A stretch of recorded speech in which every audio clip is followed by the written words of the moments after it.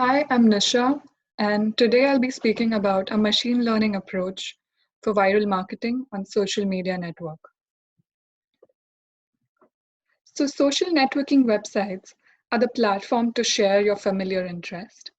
They're free of charge, but the e-commerce today has made it possible for the social media applications, especially the games, a potential business sector for different game development firms. Collectively, the main focus of, say, Facebook applications is to connect a user with a network, and to do so, the games are initially free of cost.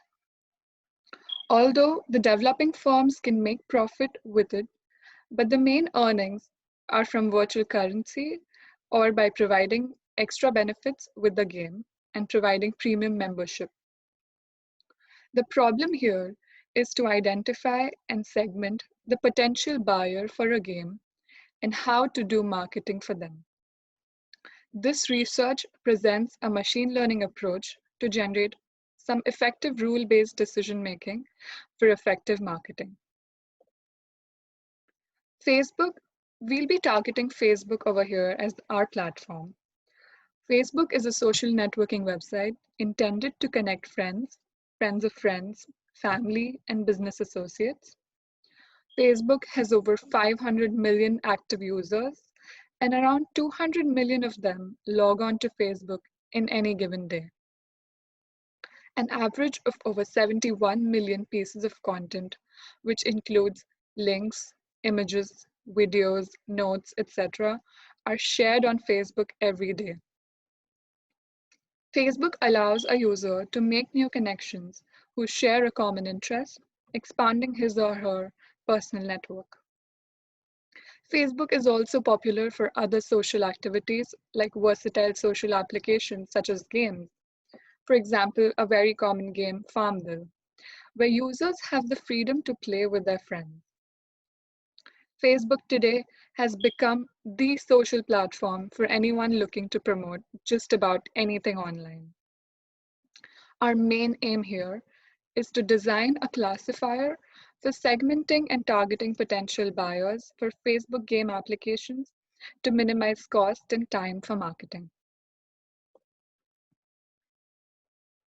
So, uh, now that we're talking, now let's get into more detail and talk about the kind of attributes we have and the data transformation required for those. The first variable or the first attribute we'll be talking about is country data. So for our users, we have over 30 countries. We have users from over 30 countries. And since we have data of over 30 countries, in order to generate effective rules, it was decided to divide these countries into three different groups. First, countries which are the best targets.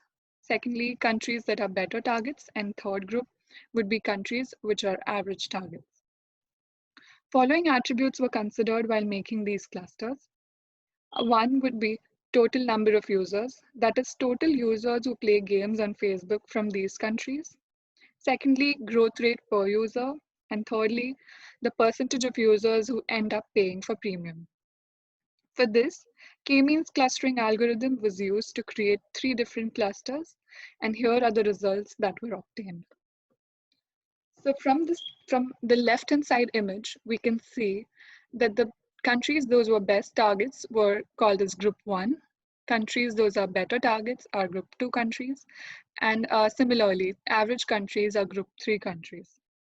From the image on your right, this was the result obtained after clustering.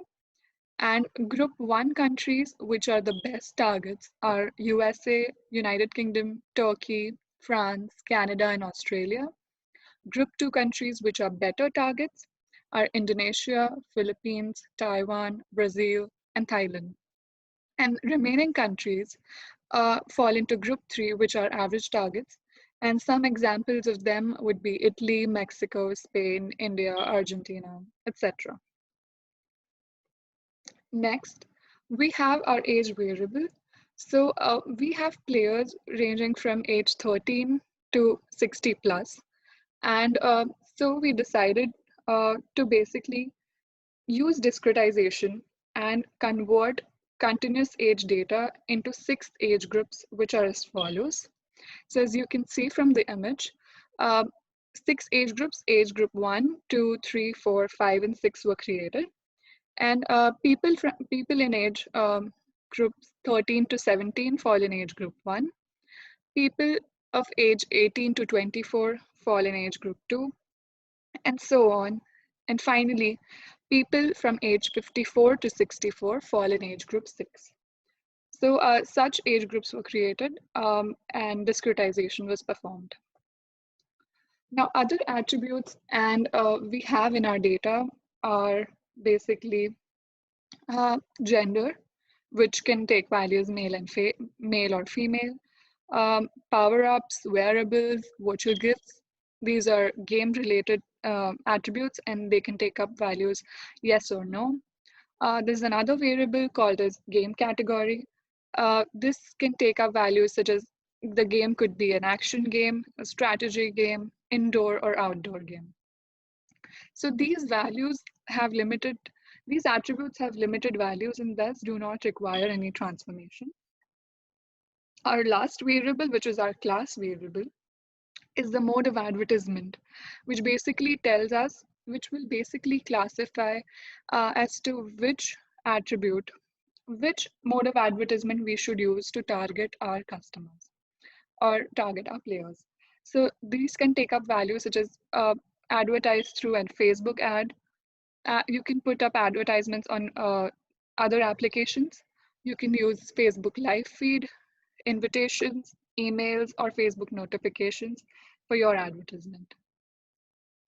So finally, um, on basis of above attributes and data, a decision tree was generated, and a J48 prune tree view you can see in front of you, which basically we can understand from this image that if country falls in group 1, and if we're talking about group 1 countries, and if the person falls in age group 1, then they would rather play some other game, and this these in country 1 and age group 1, you should not target these customers.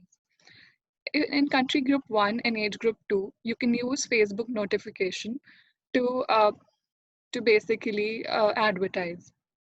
In country group 1 and age group 3, you can use Facebook ad to advertise your game. And similarly, in age group 1 in country group 1 for age group 4, 5, and 6, you can use invitation, Facebook advertisement, or Facebook invitation again in order to advertise your game. Now, for age group 2, for country group 2, if they fall in age group 1 and the game type is strategy, then you can send out a Facebook notification to best optimize your advertisement. If game type is indoor, then Facebook ad would be more suitable. And similarly, for country group 2 and age group 1, if your game type is outdoor, you should rather send out a Facebook notification. And if game type is fighting, then you can send out a Facebook invitation so that they play your game. Similarly, now if we look at age group 3, country group 3, in country group 3, if there are virtual gifts involved, if there were no virtual gifts involved and no weapons involved, then they would not end up playing or your game or buying premium for your game. If virtual gifts are not involved, but weapons are still involved, then you could send out a Facebook live feed to best optimize your advertisement. And in country group 3, if virtual gifts are involved, then send out a Facebook invitation to advertise your game. So this is how our decision tree works. Basically, now that we have our decision tree, we need to evaluate the performance of our decision tree. And to evaluate the performance of our model created, 300 instances were tested. And the findings are as follows. So correctly classified instances out of these 300 instances were 297. Incorrectly classified instances were 3, which is 1% of the data. And if we talk about kappa statistic or mean absolute error, so mean absolute error found was 0.0033. Root mean squared error was 0.0408. Relative absolute error was approximately 1.23%. Root relative squared error was about 11%. And as I already discussed, the total number of instances were 300. So thus, from all these results and from the error rate and the accuracy rate, we can effectively say that our model could be used effectively in order to segment potential buyers and advertise effectively using the most suitable platform. That's all from my side. Thank you.